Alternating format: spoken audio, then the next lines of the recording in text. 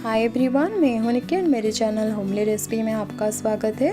आज हम ओट्स से अप्पम बनाएंगे। ये एक बहुत ही आसान एंड टेस्टी रेसिपी है। आप इसे ब्रेकफास्ट या फिर स्नैक के टाइम पे खा सकते हैं।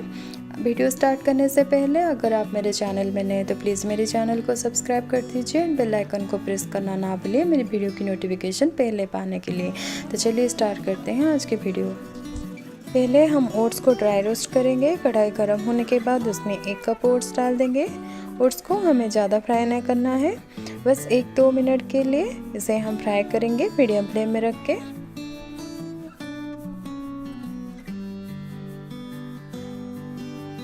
अब ये देखिए ओट्स फ्राई हो गया है। अब हम गैस ऑफ करके ओट्स को थोड़ा ठंडा होने देंगे। ठंडा हो जाने के बाद हम इसे ग्राइंड कर लेंगे। इसको मैंने ग्राइंड कर लिया है, एक पाउडर जैसा हो गया है। अब हम इसमें 1/2 कप सूजी डाल देंगे। उसके साथ 1 कप दही डाल के फिर से इसको ग्राइंड कर लेंगे। ग्राइंड करने के बाद ये एक सूखा पेस्ट जैसा बन गया है। मैं पहले इसमें ग्रीन चिली एंड अदरक डालना भूल गई थी। अब इसको डाल के थोड़ा सा पानी डाल के इसको फिर से ग्राइंड कर लेंगे। अच्छे से ग्राइंड हो गया है। अब हम इस पेस्ट को एक मिक्सिंग बाउल में निकाल देंगे। पेस्ट में सारे कटे हुए वेजिटेबल्स को डाल देंगे। आप अपने हिसाब से वेजिटेबल ले सकते हैं। मैंने यहाँ पे 2 टेबलस्पून फाइनली चॉप्ड कैप्सिकम लिया है। उसके साथ 2 tablespoon finally chopped onion, finally chopped धनिया पत्ता, 2 टेबलस्पून फाइनली चॉप्ड गाजर। वेजिटेबल्स डालने के बाद हम इसे अच्छे से मिक्स कर लेंगे।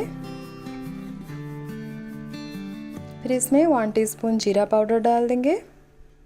उसके साथ 1 पिंच बेकिंग सोडा डालेंगे, ये ऑप्शनल है। इसे डालने से अप्पम सॉफ्ट बनता है।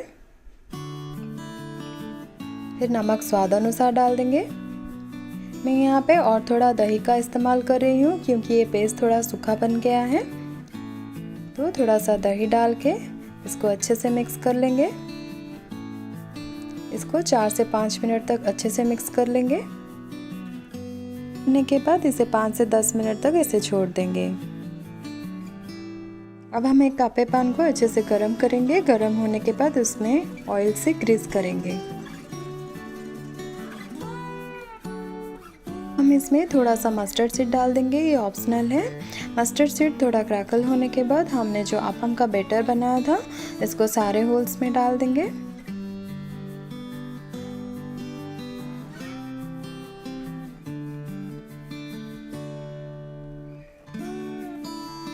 फिर इसको कवर करके लो फ्लेम में 2 से 3 मिनट तक पकने देंगे। मिनट के बाद ये देखिए अप्पम कैसे अच्छे से फूल गया है। अब हम इसमें थोड़ा सा ऑयल अप्लाई कर देंगे।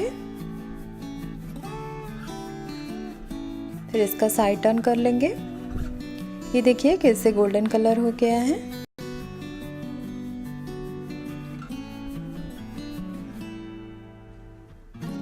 साइड टर्न करने के बाद इसको कवर करके फिर से 2 से 3 मिनट तक लो फ्लेम में पकने देंगे। हो गया है, ये देखिए अप्पम दोनों साइड से अच्छे से पक गया है। अब ये हो गया है, इसे हम पैन से निकाल देंगे। फिर सेम पैन में ही और थोड़ा ऑयल अप्लाई करके बाकी बैटर का भी ऐसे ही अप्पम बना लेंगे।